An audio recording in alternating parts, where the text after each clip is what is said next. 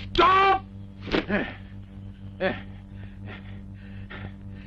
Small জমিদার। আহা পণ্ডিত, কথা বাড়িও না, সময় নেই। Big zamindar in the village coming Calcutta. আমাদের হয়ে বলবে স্কুলের জন্য যেন একটা জমি দেয়। জমিদার বাবুর মেজাজ মর্জি দেখে তারপর বলবো, অবশ্যই বলবো। নো ট্যাক্স, নো খাজনা, টের পাবি in the jail. Man is mortal.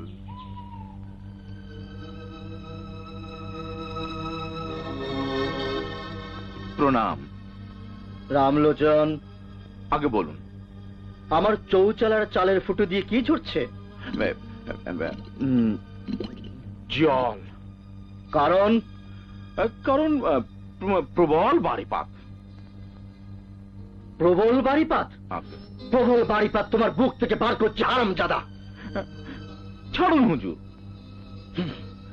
মাসের পর মাস আমার জমিদারি গিলে খাচ্ছ, আর আমার নাচঘরটা নতুন করে ছাই রাখতে পারোনি।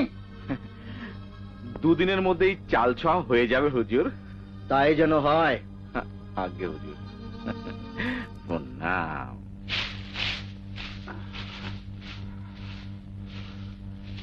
ও বউ, দার গামছা নিয়ে আয়। ও সিদাম, জলদি কর। তোমার গায়ে জ্বর, তোমারে ধান কাটতে জাতি দেব না। মেলা ফ্যাস ফ্যাস করিস নে তো, বান ডেকেছে। এখন না কাটলি পরে কিছুই পাবো না নে। ও সিদা। ও দুঃখীরাম, দুঃখীরাম বাবা শোনা, এই বাঁধন।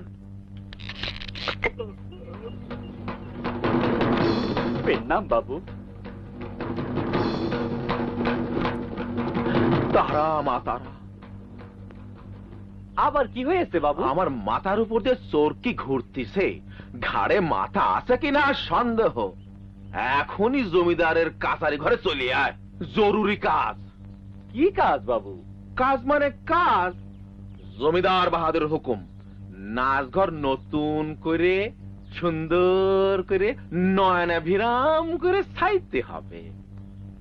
এ তো আর আমার কাজ নয় যে বলে দিবি পারবো না। জমিদার হুকুম করেছে, কাজ করে দিবি।